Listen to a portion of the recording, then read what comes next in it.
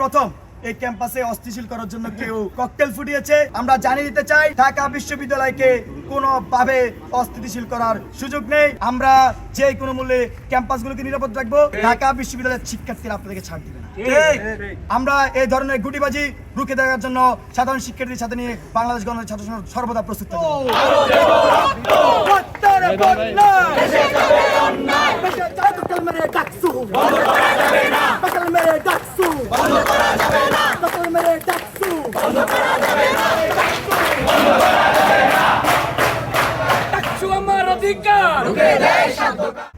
আমার এই প্রাণের প্রিয়, আমার প্রাণের চেয়েও প্রিয় যে ক্যাম্পাসকে আমি মনে করি ঢাকা বিশ্ববিদ্যালয় ক্যাম্পাস, সেই ক্যাম্পাসে সন্ত্রাসী ছাত্রলীগ ঘটানোর পরে আজকে প্রথম এই ক্যাম্পাসে অস্থিতিশীল করার জন্য কেউ ককটেল ফুটিয়েছে এবং আমরা এই ঘটনার তীব্র নিন্দা এবং প্রতিবাদ জানাই। বন্ধুগণ, আমরা দেখেছি আজকে ঢাকা বিশ্ববিদ্যালয়ে আমাদের প্রত্যেকটি হলে, আপনারা জানেন 18টি হল রয়েছে। 18টি হলের প্রভোস্ট মহোদয়দেরকে নিয়ে বিশ্ববিদ্যালয় প্রশাসন যারা ডাকসু বাস্তবায়ন করতে চায় তারা আজকে একটি মিটিং ডেকেছেন এবং সেই মিটিংয়ে প্রত্যেক হল থেকে প্রায় ইতিবাচক দৃষ্টিভঙ্গি প্রতিফলিত হয়েছে এবং ঢাকা বিশ্ববিদ্যালয় প্রশাসনের সর্বোচ্চ অভিভাবক আমাদের ভিসি মহোদয় বলেছেন যে ঢাকা বিশ্ববিদ্যালয় ডাকসু করার জন্য প্রস্তুত। আর সেই মুহূর্তেই আমরা আজকে রাতে দেখছি ঢাকা বিশ্ববিদ্যালয়কে অস্থিতিশীল করার জন্য একটি পক্ষ এখানে উদ্দেশ্য প্রণোদিতভাবে ককটেল ফাটিয়েছে এবং আমরা জানিয়ে দিতে চাই ঢাকা বিশ্ববিদ্যালয়কে কোনোভাবে অস্থিতিশীল করার সুযোগ নেই। আমরা সাধারণ শিক্ষার্থীদের সাথে নিয়ে এই ক্যাম্পাসকে যে কোনো মূল্যে আমরা নিরাপদ রাখবো। আপনারা জানেন আগামী পরশুদিন 26শে জুন ঢাকা বিশ্ববিদ্যালয়ের সকল ক্রিয়াশীল ছাত্র সংগঠনদেরকে নিয়ে ঢাকা বিশ্ববিদ্যালয় প্রশাসন এবং যারা ডাকসুকে বাস্তবায়ন করবে তারা নির্বাচন কমিশন তারা মিটিং আহ্বান করেছেন ক্যাম্পাসের পরিস্থিতি সম্পর্কে। আমরা দেখেছি বিগত সময়গুলোতে প্রায় সকল ছাত্র সংগঠনই ডাকসু সম্পর্কে ইতিবাচক তাদের দৃষ্টিভঙ্গি প্রকাশ করেছে, একই সাথে সাধারণ শিক্ষার্থীরা সেই ইতিবাচক দৃষ্টিভঙ্গি প্রকাশ করছে। কিন্তু এখানে দীর্ঘদিন আপনারা যদি ডাকসুর ইতিহাস দেখেন, অতীতে দেখেন 91 সালে সর্বশেষ ডাকসু হওয়ার পরে 28 বছর পর 18 সালে ডাকসু হয়েছে, তারপর আবার এখানে ডাকসুকে বন্ধ করে দেওয়া হয়েছে। আমরা মনে করছি এই জাতিকে নেতৃত্বহীন করার জন্য, এখানে ফ্যাসিবাদী সিস্টেম গড়ে তোলার জন্য, এখানে বিভিন্নভাবে শিক্ষার্থীদের উপর অপতৎপরতা চালানোর জন্য, মূলত জাতিকে নেতৃত্বহীন করার জন্য সারা দেশের সকল শিক্ষা প্রতিষ্ঠানে এই ছাত্র সংসদকে কোনো না কোনোভাবে বন্ধ করে রেখেছে। বন্ধুগণ, আমরা বাংলাদেশ গণতান্ত্রিক ছাত্র সংসদ মনে করছি এই মুহূর্তে গণ অভ্যুত্থান পরবর্তী সময়ে ক্যাম্পাসগুলো যে স্থিতিশীল পরিস্থিতি আছে সেই স্থিতিশীল পরিস্থিতিতে ছাত্র সংসদ করার সেই সুযোগ আছে, কিন্তু আবারও সেই অপশক্তি আমাদের এই ছাত্র সংসদকে রুখে দিতে চাচ্ছে। আমরা যে কোনো মূল্যে ক্যাম্পাসগুলোকে নিরাপদ রাখবো, এখানে যে কোনো মূল্যে যাতে ডাকসু সহ সারা দেশের সকল ছাত্র সংসদ কার্যকর হয় সেই জন্য বাংলাদেশ গণতান্ত্রিক ছাত্র সংসদ কাজ করে যাবে। বন্ধুগণ, আরেকটি বিষয় উল্লেখ্য, আমরা ক্যাম্পাসে যখন ছাত্র সংগঠনগুলো এখানে আমরা প্রশাসনের সাথে বসেছি, নিজেরা মত বিনিময় করেছি, আমরা দেখেছি এর মধ্যে অনেকের মধ্যে ডাকসু যাতে না হয়, ডাকসু যাতে দেরিতে হয়, ডাকসু যাতে পিছানো হয়, এটা নিয়ে তাদের মধ্যে এক ধরনের আমরা দেখেছি তারা এটা নিয়ে গুটিবাজি করছে। মোনালিসা হেভি ফ্লো 15 পিস প্যাকেটের সাথে 8 পিসের একটি প্যাকেট একদম ফ্রি। আমরা এই ধরনের গুটিবাজি রুখে দেওয়ার জন্য সাধারণ শিক্ষার্থীদের সাথে নিয়ে বাংলাদেশ গণতান্ত্রিক ছাত্র সংসদ সর্বদা প্রস্তুত থাকবে। বন্ধুগণ, এখানে যারা আজকে ককটেল ফাটিয়েছে বা যারা ক্যাম্পাসকে অস্থিতিশীল করতে চায়, যারা ডাকসুকে বিলম্বিত করতে চায়, যারা এই ক্যাম্পাসকে প্রশ্নবিদ্ধ করতে চায়, গণ অভ্যুত্থান পরবর্তী সময়ে এখানে সন্ত্রাস করতে চায়, ছাত্রলীগ স্টাইলে এখানে সন্ত্রাসের রাজত্ব কায়েম করতে চায়, তাদের কাছে উচ্চ কণ্ঠে হুঁশিয়ারি করে দিতে চাই এখানে ছাত্রলীগদেরকে হটাইতে আমাদের 15 আর 16 জুলাই লেগেছে। সো আপনাদেরকে হটাইতে যারাই ছাত্রলীগটা হটাইছে এটাই আসলে একদিনের সময় লাগবে না।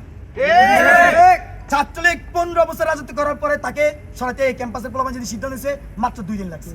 তো এখানে যারাই ডাকসুকে যে অংশে বানচাল করতে চায় তাদেরকে আমরা স্পষ্ট বার্তা, আপনারা এই ভুল করবেন না। ঢাকা বিশ্ববিদ্যালয়ের শিক্ষার্থীরা আপনাদেরকে ছাড় দিবে না। প্রিয় বন্ধুগণ, আমরা আগামীকাল আমরা বিগত সময়ে ক্যাম্পাসের বিভিন্ন ছোটোখাটো বা ক্যাম্পাসের নিরাপত্তা ইস্যু তৈরি হয়েছিল, আমরা প্রশাসনের সাথে কথা বলেছি, প্রশাসনকে আমরা সিসিটিভি ক্যামেরা যাতে বসায় সে ব্যাপারে আমরা পরামর্শ দিয়েছি, নানা সময় নানা পরামর্শ দিয়েছি। আমরা দেখেছি কিছু জিনিস প্রশাসন বাস্তবায়ন করলো, আরও অনেক জিনিস বাস্তবায়ন করার বাকি আছে।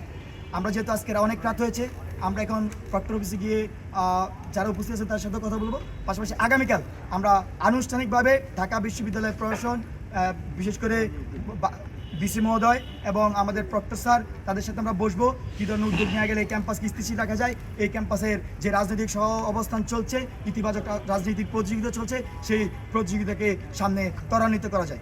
এটাই আমাদের আগামী কর্মসূচি। ধন্যবাদ। নানান রকমের আছে এখানে। এক নম্বর অপশক্তি হচ্ছে যে যারা এই ক্যাম্পাসে দীর্ঘদিন রাজনৈতিক কারণে ডাকসু হইতে দেয় নাই, তাদেরকে আমরা অপশক্তি মনে করছি। 91 সালের পর থেকে যারা এই ক্যাম্পাসে ডাকসু হইতে দেয় নাই, তাদেরকে আমরা অপশক্তি মনে করছি। 2 নম্বরে ছাত্রলীগ এখনো আমরা মনে করছি সারা দেশে বিভিন্ন জায়গায় সক্রিয় আছে এবং এই অন্তর্বর্তীকালীন সরকার ছাত্রলীগ সহ আওয়ামী লীগ সন্ত্রাসীদেরকে গ্রেপ্তার করতে এবং বিচার আওতায় আনতে ব্যর্থ হয়েছে। যে কোনো মূল্যে এইসব সন্ত্রাসীদেরকে বিচার আওতায় আনতে হবে। আরেকটি স্পষ্ট বার্তা, ঢাকা বিশ্ববিদ্যালয়ের প্রশাসন এই ক্যাম্পাসে শুধু 15 তারিখে অন্তত 1000 সন্ত্রাসী আমাদের উপর হামলা করেছিল, তাদেরকে চিহ্নিত করতে ব্যর্থ হয়েছে, তাদের লিস্ট প্রকাশ করতে ব্যর্থ হয়েছে। তো আমরা মনে করছি, আমরা আমাদের পক্ষ থেকে কিন্তু আমরা মামলা দিয়েছি, তাদের অনেকে চিহ্নিত করছি। ঢাকা বিশ্ববিদ্যালয় প্রশাসন এই বিষয়ে স্পষ্ট তাদের অবস্থান নেওয়া উচিত এবং এইসব সন্ত্রাসীদেরকে গ্রেপ্তার করা উচিত। এছাড়াও ক্রিয়াশীল ছাত্র সংগঠনগুলোর মধ্যেও আমরা নানাভাবে দেখি এখানে অনেকেই ডাকসু চায় না, নট সংগঠন আকারে, ব্যক্তি আকারে অনেকে চায় না। এই ব্যক্তিগুলা কারা, আমরা প্রশাসনকে আহ্বান জানাই তাদেরকে খুঁজে বের করুন এবং কারা এই ধরনের হামলার সাথে জড়িত থাকতে পারে তাদেরকে আইনের আওতায় আনুন। বন্ধুগণ, একটা ব্যাপার, আমরা ঢাকা বিশ্ববিদ্যালয় প্রশাসনের পক্ষ থেকে একটি তালিকা প্রকাশ করা হয়েছে যে 15 জুলাই কারা হামলা করেছিল ক্যাম্পাসে। সেই তালিকাটি যথেষ্ট ত্রুটিপূর্ণ এবং সেই তালিকাটি যথেষ্ট নয়। আমরা বিশ্ববিদ্যালয় প্রশাসনের কাছে এর আগে বিভিন্নভাবে দাবি জানিয়েছি, আজকে আরও একবার বলছি যে ডাকসুর সঙ্গে সঙ্গে যাতে এই বিচার প্রক্রিয়াটি সম্পন্ন করা হয়।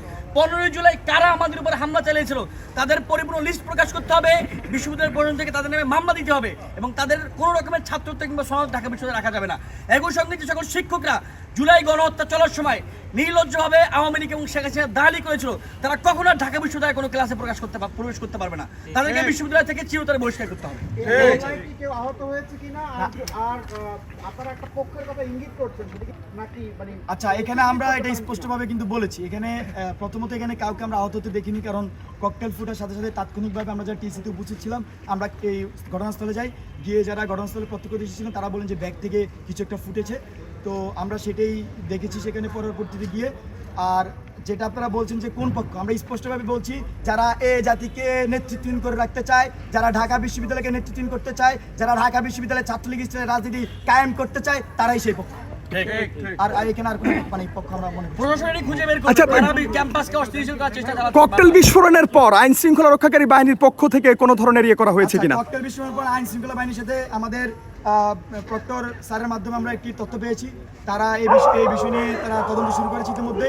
তবে আমরা এখনো স্পষ্ট না এই বিষয়ে আসলে তারা কি ধরনের পদক্ষেপ নেয়, সেটা নিয়ে আমরা আগামীকাল ঢাকা বিশ্ববিদ্যালয় প্রশাসনের সাথে সামগ্রিকভাবে ভিসি মহোদয়ের সাথে আমরা এই বিষয়ে আলোচনা করব।